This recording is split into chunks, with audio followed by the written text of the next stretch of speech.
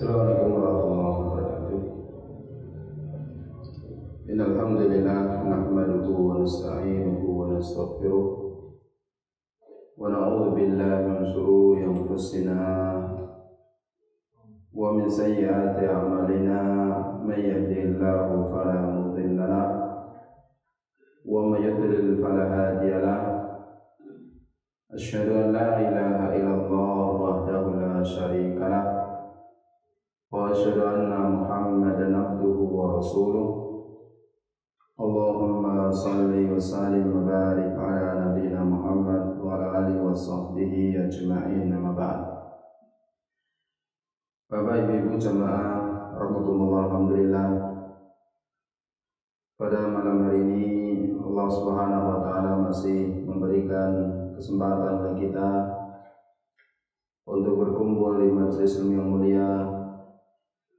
Semoga Allah Subhanahu wa taala selalu memberikan hidayahnya, petunjuknya, sehingga kita bisa beribadah dengan istiqomah dan meraih husnul khatimah. Kita lanjutkan kajian kita dengan materi prinsip-prinsip akidah Ahlussunnah wal Jamaah. Kita masih dalam bab yang keempat tentang kewajiban ittiba, mengikuti salafus saleh, orang-orang saleh zaman dahulu dari kalangan para sahabat, tabi'in dan orang-orang yang mengikuti mereka. Dan telah melewati beberapa dalil dari Al-Qur'anul Karim, kemudian juga dari sebagian hadis Nabi sallallahu alaihi wasallam. Ya, sekarang pada hadis yang ketiga, halaman 42. Rasulullah SAW bersabda dalam hadis beliau yang diriwayatkan dari sahabat Muawiyah bin Abi Sufyan radhiyallahu anhuma, ala inna man kana man qablakum min ahlil kitabi iftaraku ala thintaini wa sab'ina millah. Ala, ketahuilah,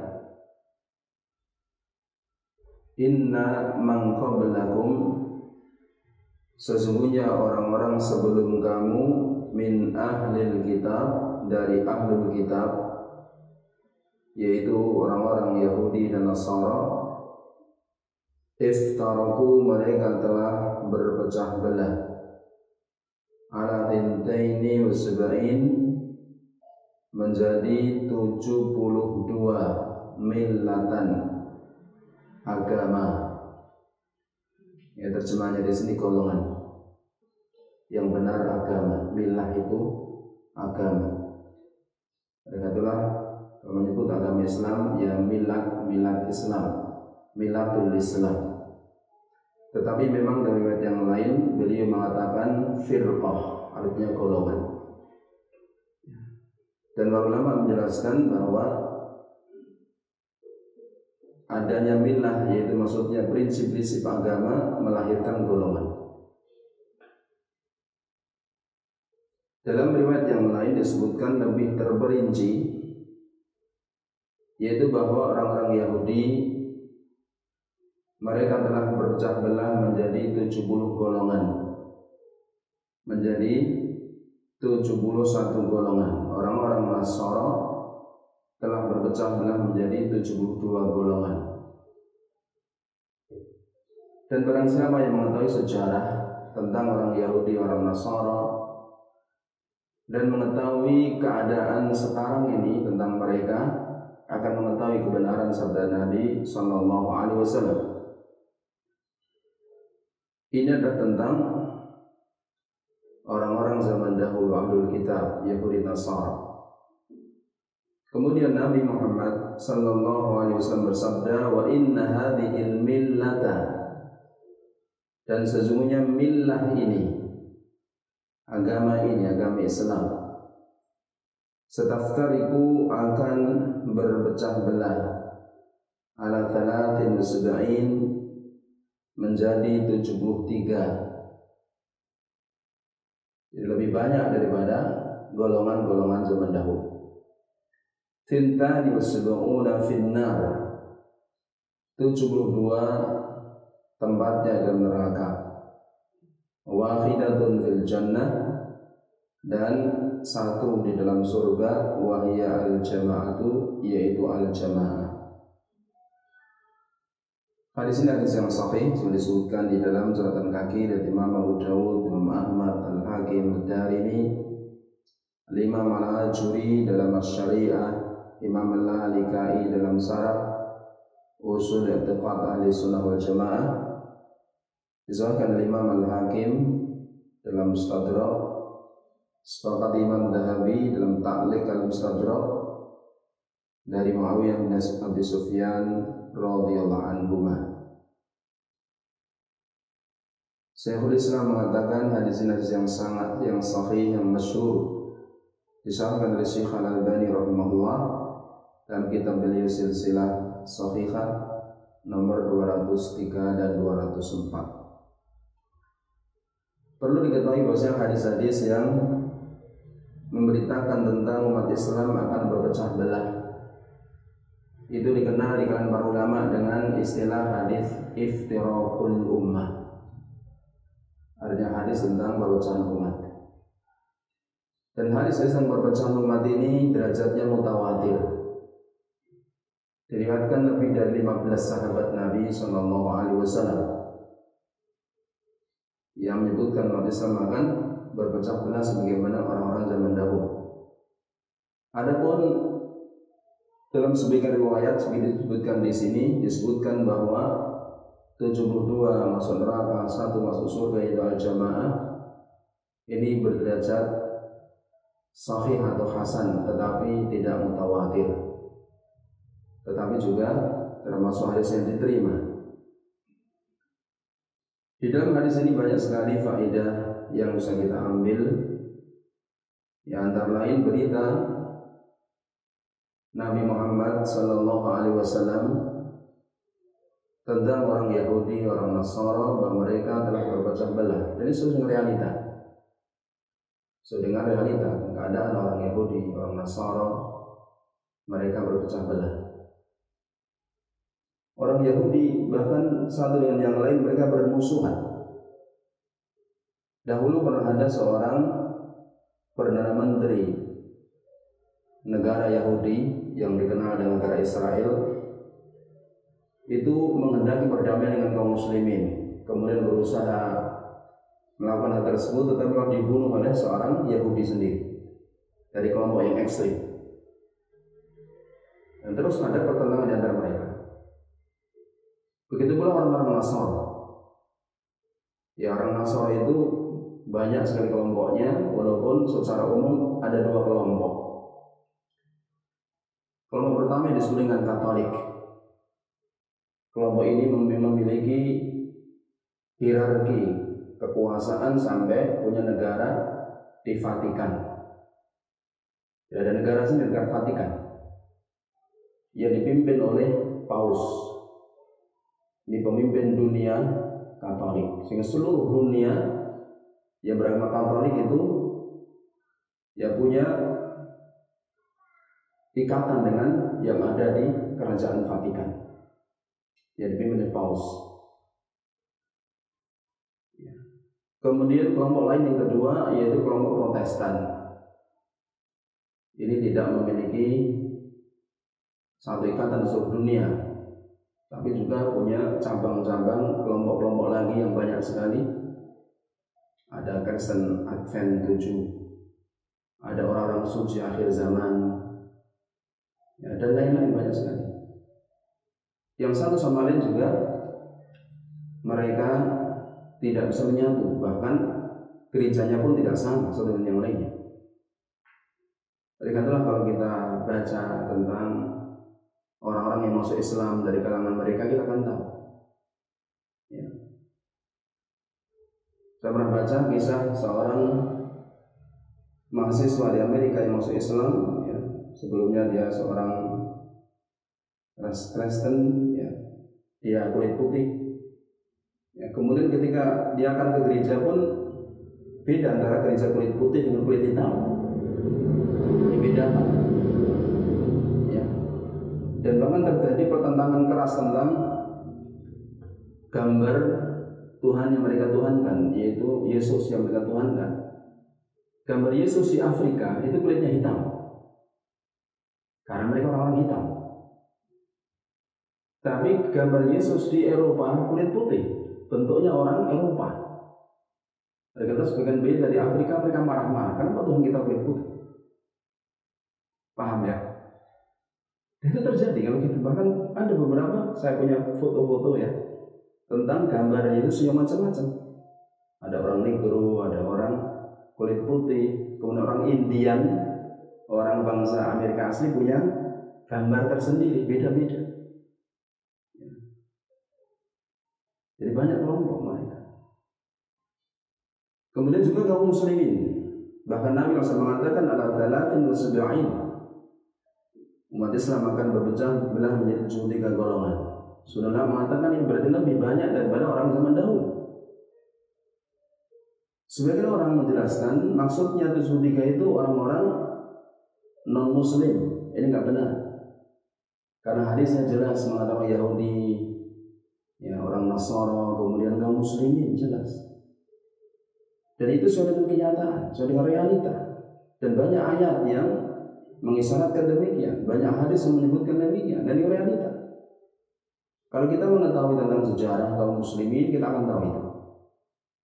Di akhir zaman para sahabat muncul kelompok yang menyempal pertama kali dari kaum muslimin yang disebut dengan Khawarij. Ini oleh Nabi sudah diberitakan akan muncul nanti. Banyak sekali hadis-hadis yang beritakan akan munculnya. Bahkan Nabi menyebutkan ciri-cirinya.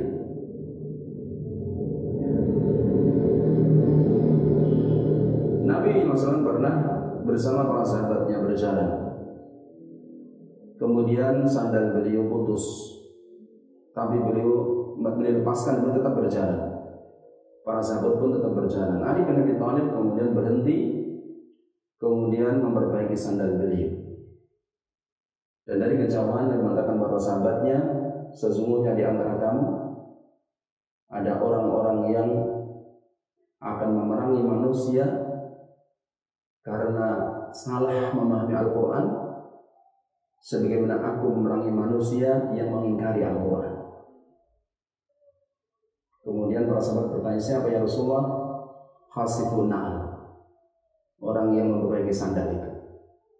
Ali bin Abi Thalib radhiyallahu anhu. Hadis disahihkan oleh Syekh Salim Al-Hilali hafizahullah taala dalam kitab beliau Qurratul Uyun. Dan banyak sekali hadis seperti itu, bahwa Ali bin Abi Thalib akan memerangi orang-orang Khawarij dengan ciri begini. Dalam hadis yang sahih Imam Abu Dawud, setelah perang dengan orang Khawarij, sahabat tadi mengatakan, coba cari seseorang laki-laki yang tangannya itu yang satu pendek, kemudian ada daging tumbuh padanya seperti buah dada seseorang wanita. Maka para tentara sahabat tadi mencarinya. Kata mereka, enggak ada. Wahai Amirul Mukminin, cari. Ya. Nabi telah bersabda demikian dan aku enggak berdusta. Cari. Dicari lagi. Akhirnya diketemukan seorang mayat di atas tumpukan mayat yang lain di bawah sendiri. Seorang laki-laki yang telah disabdakan oleh Nabi SAW masih hidup. Di antara mereka orang Khawarij nanti ada yang memerangi Ali bin Abi Thalib, ya, dan akan mati dengan ciri salah satu tangannya pendek dan ada daging tumbuh seperti payudara wanita. Maka setelah melihat itu, Ali bin Abi Thalib mengatakan, Sadaqallah wa sadaqa rasuluhu. Allah telah benar, Rasulnya telah benar. Ini orang Khawarij telah muncul di zaman Ali bin Abi Thalib radhiyallahu anhu, dan sahabatnya telah memerangi mereka setelah beberapa sikap yang beliau lakukan terhadap mereka. Ya, karena orang Khawarij pertama mereka mengkafirkan para sahabat mengkafirkan Ali bin Abi Thalib, bahkan sebelumnya mengkafirkan Utsman bin Affan. Ya, kemudian mereka mengkafirkan Muawiyah bin Abi Sufyan, mengkafirkan orang-orang yang berusaha mendamaikan antara golongan Ali dan Muawiyah, yaitu Amr bin al-As dan Abu Musa al-Asy'ari. Mereka kafirkan semua. Dan sahabat Ali dituduh orang yang tidak melaksanakan hukum Allah. Padahal beliau seorang khalifah, beliau manusia terbaik di zaman itu yang masih hidup, dan beliau paham Al-Quran, tetapi dituduh menyelisih Al-Quran, bahkan dituduh berhukum dengan hukum Allah Ta'ala dan dikafirkan oleh orang-orang Khawarij. Ya. Maka sahabat Ali kemudian mengatakan kepada mereka, ya, kamu tidak akan diperangi selama kamu tidak mengganggu kaum muslimin, tidak membunuh kaum muslimin, tidak merampok kaum muslimin. Ya. Tetapi mereka akhirnya membunuh kaum muslimin, merampok kaum muslimin, dan menuduh kaum muslimin yang lain sebagai orang kafir. Ya, kelompok yang berprinsip kalau tidak ikut golongannya kafir. Ini kelompok Khawarij. Dan sudah muncul di akhir zaman sahabat, sudah diberitakan oleh Nabi Muhammad SAW, dan Nabi mengatakan akan terus ada zaman sampai golongan mereka terakhir akan mengikuti Dajjal, kata Nabi SAW. Dan kita lihat apa yang disampaikan Nabi itu benar. Setiap zaman kita tahu ciri-ciri mereka muncul. Ya, karena mereka di antara cirinya itu memberontak kepada pemerintah kaum muslimin. Dan terus kita lihat bagaimana orang-orang yang berubah demikian. Kemudian ketika orang-orang Khawarij ini mengkafirkan sahabat Ali bin Abi Thalib radhiyallahu anhu, sebagian orang kemudian mengangkat sahabat Ali ke lewat batas, yaitu golongan Syiah Rafidhah. Dan mereka ada sampai sekarang yang berpusat di Iran, berkembang di Irak, berkembang di Lebanon, kemudian di Yaman dan lain sebagainya. Ada sampai sekarang. Kemudian saat itu muncul orang-orang yang mengingkari takdir, golongan Qadariyah, Mu'tazilah, muncul dan ada kelompoknya. Kemudian muncul orang-orang yang sebaliknya meyakini takdir berlebihan, ya, sampai mengingkari usaha, golongan Jabariyah. Kemudian muncul golongan yang lain, golongan Sufiyah, yang terus ada sampai sekarang. Banyak tarikot yang banyak sekali. Jadi sabda Nabi benar, barang saya mengetahui hadits kaum muslimin akan mengetahui. Maka hendaklah kita memilih mana golongan yang akan kita ikut, golongan yang selamat. Siapa mereka? Nabi mengatakan bahwa 72 golongan ini finnar, kata beliau. Para ulama mengatakan bahwa kalimat 72 golongan dalam neraka ini menunjukkan tidak berarti mereka kafir, juga tidak berarti mereka kekal dalam neraka. Karena kalimat seperti ini dalam usul fiqih disebut dengan istilah nas wa'id, nas ancaman. Nas ancaman seperti itu tidak mesti menjadikan kafir. Dikatakan para ulama membuat kaidah bahwa semua perbuatan yang diancam dengan neraka itu dosa besar, tapi tidak mesti kekafiran. Maka kita tidak boleh langsung kemudian menganggap 70 golongan ini kafir, sebagaimana sebagian kelompok Khawarij dulu dan sekarang yang suka mengkafirkan golongan lain. Tidak boleh, harus hati-hati. Ya, karena mengkafirkan seorang muslim dengan tidak benar ini bisa membalik pada orang yang menuduh. Nabi SAW bersabda, "Man kaffara musliman faqad ba'a ila ahadihima." Barang siapa mengkafirkan seorang muslim, maka tuduhan itu akan kembali kepada salah satu dari keduanya. Jika benar, yang dituduh bisa jadi kafir. Jika tidak benar, akan kembali ke orang yang menuduh. Ini berbahaya. Maka jangan suka menuduh, jangan suka menghukumi orang. Hendaklah kita amar ma'ruf nahi mungkar dengan cara yang baik, dan jangan suka menghukumi, jangan suka menuduh, apalagi menuduh kafir. Ini sangat berbahaya. Abu Hamid Al-Ghazali rahimahullah beliau mengatakan,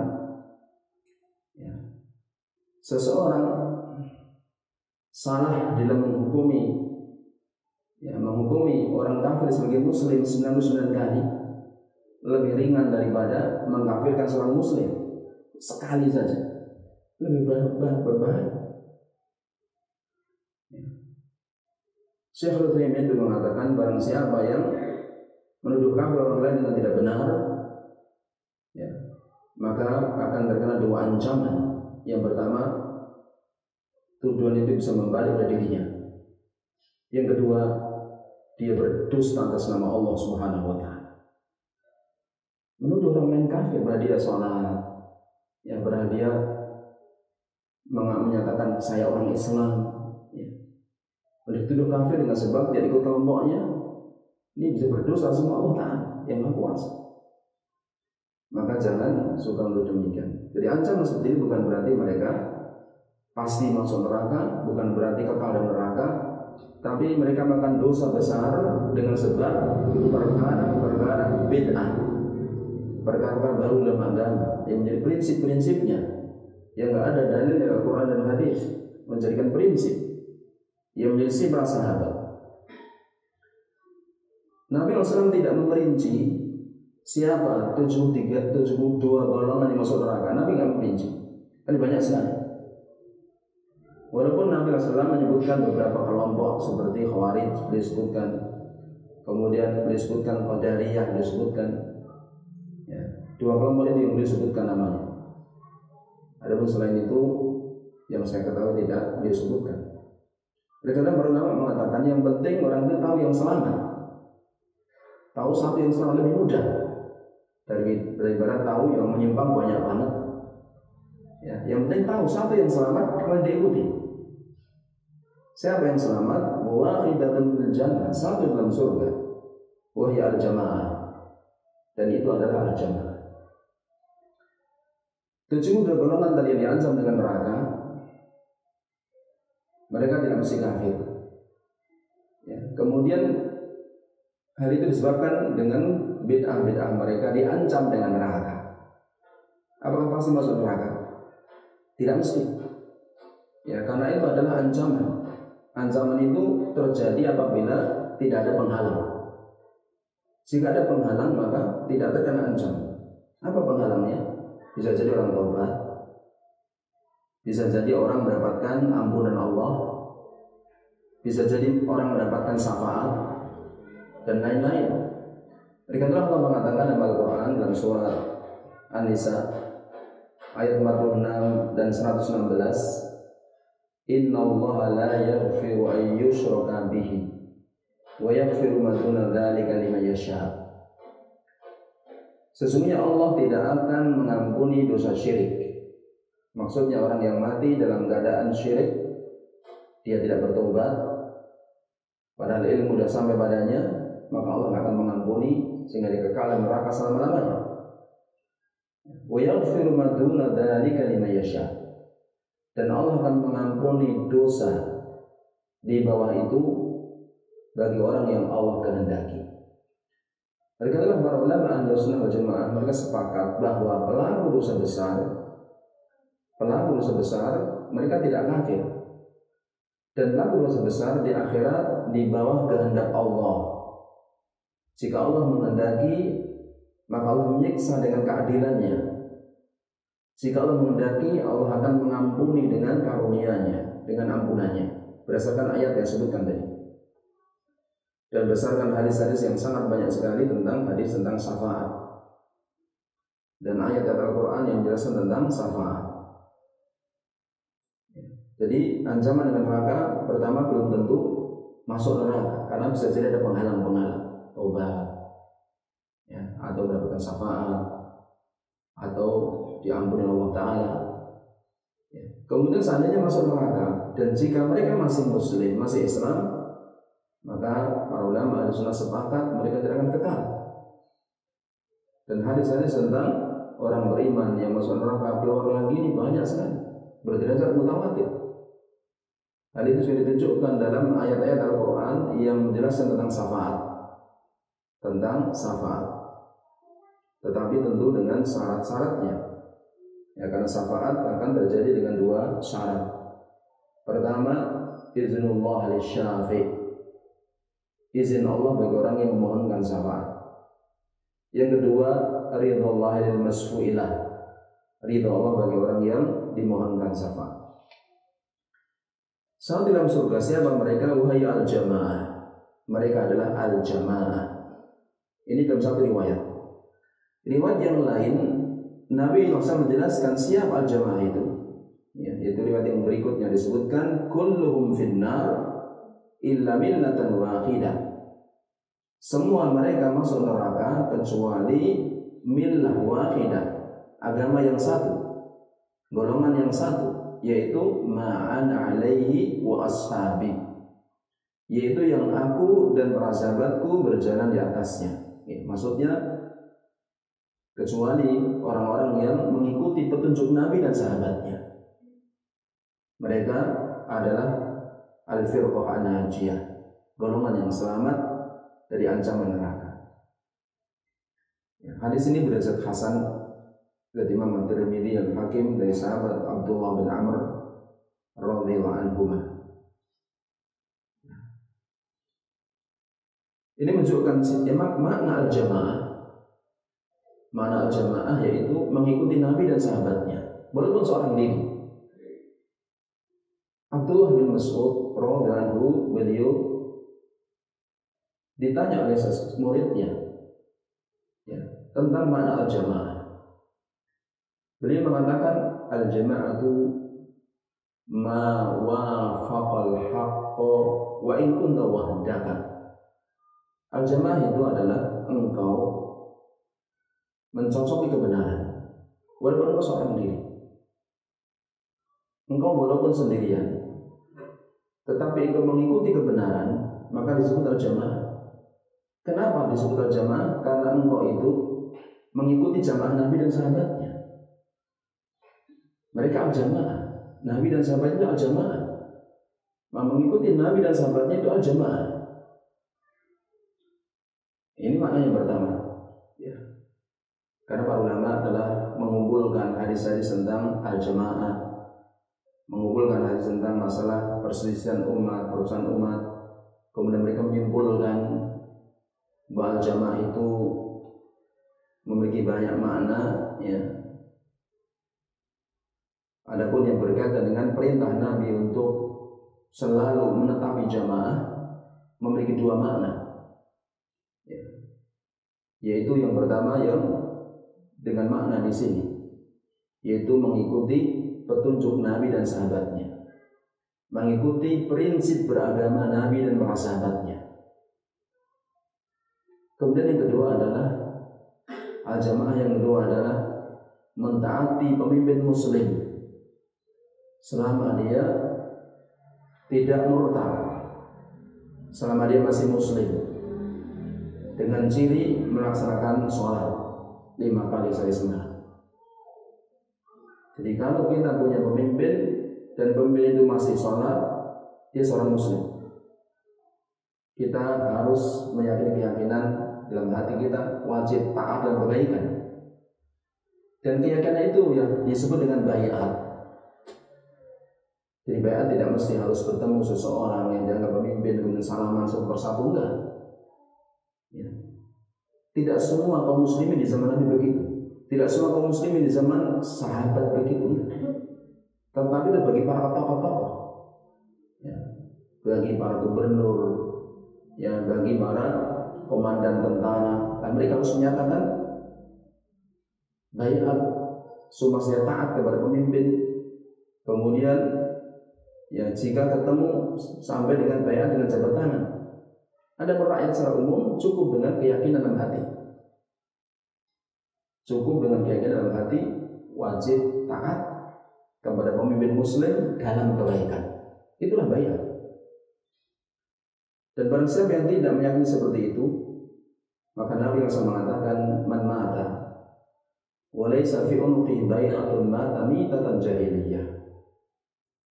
Barang siapa yang mati dan di lehernya tidak ada ikatan bai'at, maka matinya mati jahiliyah. Maksudnya kata para ulama yaitu orang yang tidak punya pemimpin sebagaimana orang-orang jahiliyah nggak punya pemimpin. Tapi bukan berarti mati kafir, tidak. Maka kita harus punya keyakinan dalam hati, wajib taat kepada penguasa kaum muslimin dalam kebaikan. Itulah namanya baiat. Ya. Kemudian itulah dua makna baiat. Yang pertama, mengikuti Nabi dan para sahabatnya dan beragama, prinsip-prinsip mereka. Jadi telah dijelaskan oleh para ulama dalam buku-buku yang bagaimana sikap Nabi dan para sahabat, prinsip-prinsip mereka. Insyaallah dalam kitab ini itu adalah ringkasannya dengan dalil-dalilnya. Yang kedua tadi adalah mentaati pemimpin kaum muslimin dalam kebaikan dan tidak memberontak kepada pemimpin kaum muslimin selama mereka masih muslim, walaupun mereka zalim, walaupun mereka fasik. Dan hal ini banyak sekali. Ya. Dan pernah menjelaskan dalam buku-buku akidah, tentang tidak boleh memberontak kepada pemimpin kaum muslimin. Karena ketika pemimpin itu zalim, fasik, itu ada kerusakan, itu ada keburukan, tetapi keburukan yang khusus, keburukan yang terbatas. Ketika terjadi pemberontakan, akan jadi kerusakan yang umum dan merata.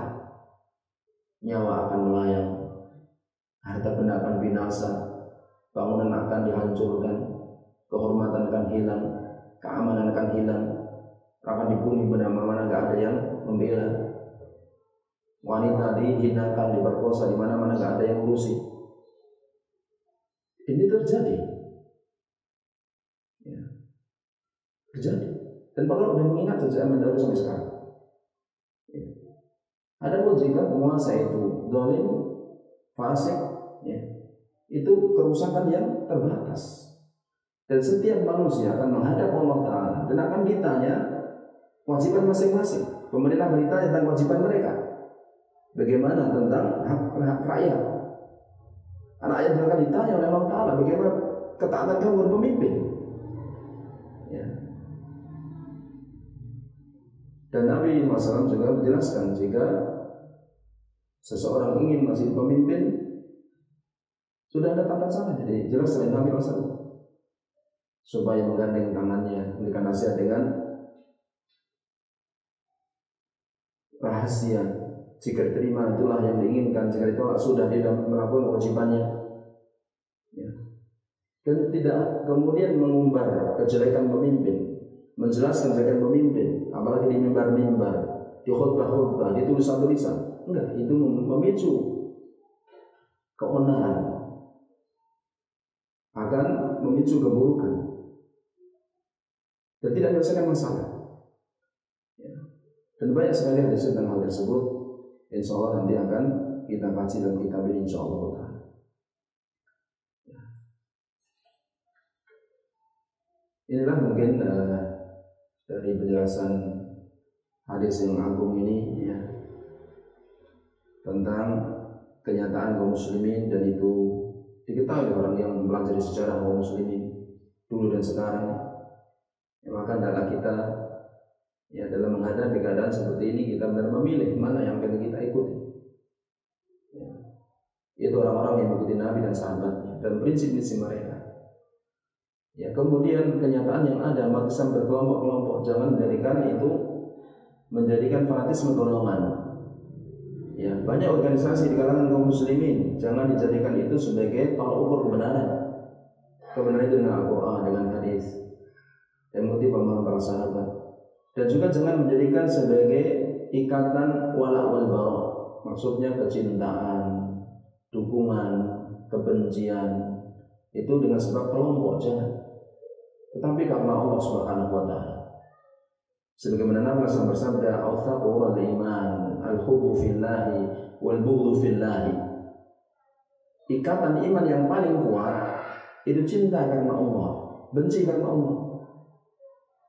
Cinta karena Allah, benci karena Allah, bukan karena kelompok, bukan karena golongan, bukan karena guru, bukan karena wilayah, bukan karena warna kulit, bukan karena bahasa, bukan karena negara, tetapi karena Allah SWT. Al-hubbu fillah wal-bughdhu fillah. Cinta karena Allah, benci karena Allah. Ya. Itu adalah tali iman yang paling kuat, kata Nabi SAW. Dan supaya umat Islam saling menasihati satu sama lain dalam kebenaran. Karena mesti adanya perselisihan, perpecahan itu terjadi. Tetapi Allah Ta'ala, ini adalah takdir Allah Ta'ala. Takdir Allah Ta'ala. Tetapi apa yang Allah perintahkan dalam syariat, supaya umat Islam berusaha bersatu di atas kebenaran. Allah berfirman dalam Al-Quran dalam surat Ali Imran ayat 103, wa'tasimu bihablillahi jami'an wa la tafarraqu. Hendaklah kamu semua berpegang teguh dengan tali Allah dan jangan berpecah belah. Ini yang mesti diusahakan. Bagaimana umat Islam itu berpegang teguh dengan tali Allah, dengan agama Allah, dan dapat menyatukan. Wa la tafarraqu, jangan berpecah belah. Yaitu dengan mengikuti agama dengan benar. Dari manapun datangnya diterima. Karena manusia nggak ada yang maksum selain Nabi Muhammad SAW, itu akan menyatukan. Demikian pula ketika kita melihat kesalahan orang, berusaha dinasihati dengan cara yang baik.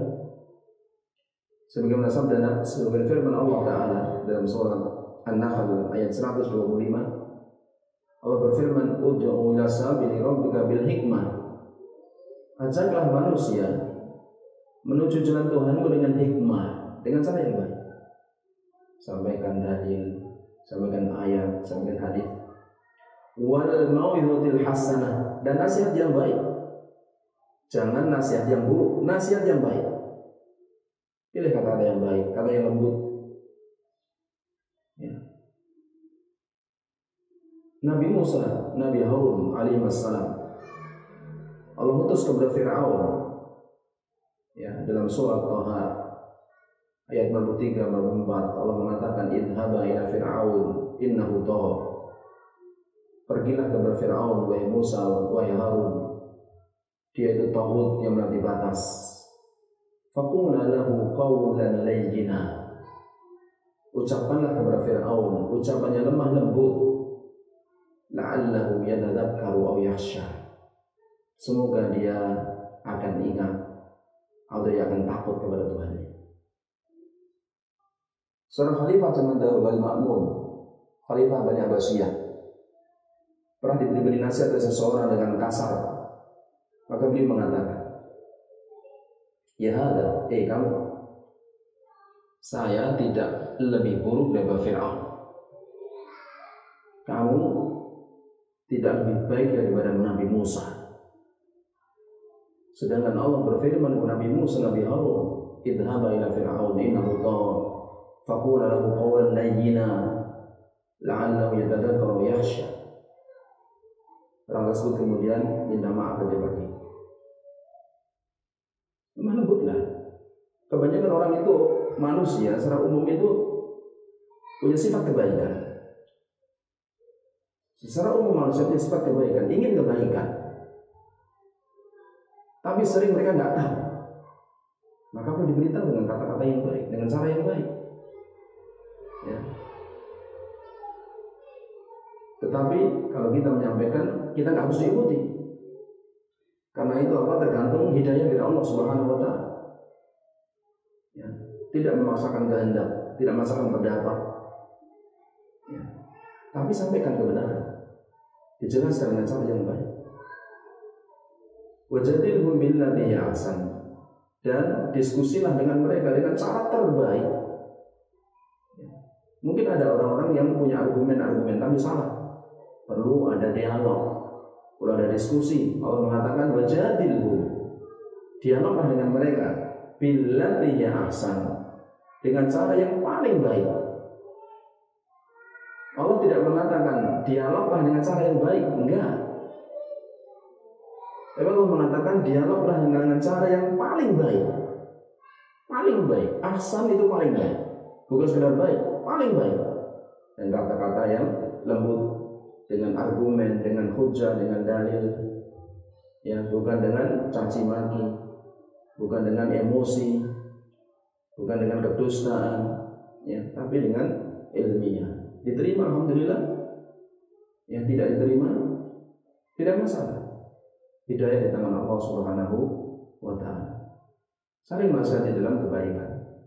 Sebagaimana firman Allah taala dalam surat Al-Asr, wa tawasaw bil haqqi wa tawasaw bis sabr. Orang-orang yang saling memberikan nasihat untuk menetapi kebenaran dan saling memberikan nasihat untuk menepati ya kesabaran. Ya. Gitu menikah kita terangkan kesempatan menikah.